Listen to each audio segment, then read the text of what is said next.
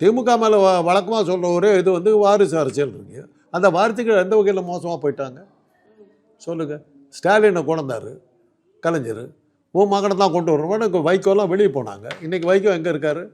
அந்த ஸ்டாலின் கூட தான் இருக்கார். ஒருத்தனை பதவியில் உட்கார வைக்கிறது பிரச்சனை. இந்த டேபிளில் உட்காந்துருக்கேன், நான் ஒழுங்காக வேலை செய்கிறேன்னான்னு பார்க்கணும்.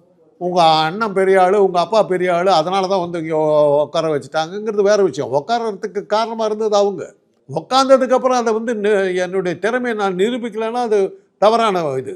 இப்போ ஸ்டாலின் வந்ததுக்கு பிறகு என்னாச்சு? இப்போ அகில இந்திய அளவில்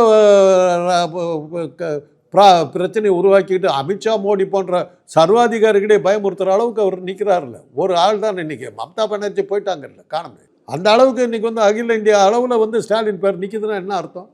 திறமையை காட்டிட்டார். ஒரே ஒரு ஸ்டேட்மெண்ட் கொடுத்தாரு உதயநிதி.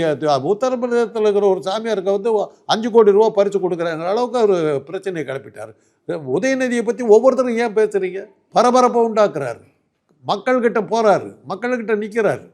அதனால தான் வேலை செய்கிறான்னா அவன் யாருக்கு போகிறதா எப்படி வந்தாங்கிறதுக்காக கேள்வி. இப்போ நேரு இருந்தார், நேருக்கு அப்புறம் இந்திரா காந்தி வந்தாங்க. எந்த வகையில் சோட போனாங்க? இப்போ இன்றைக்கி ராகுல் காந்தி எந்த அளவுக்கு எவ்வளோ பிரமாதமான ஒரு எதிர்க்கட்சி தலைவராக செயல்பட்டுக்கிட்டு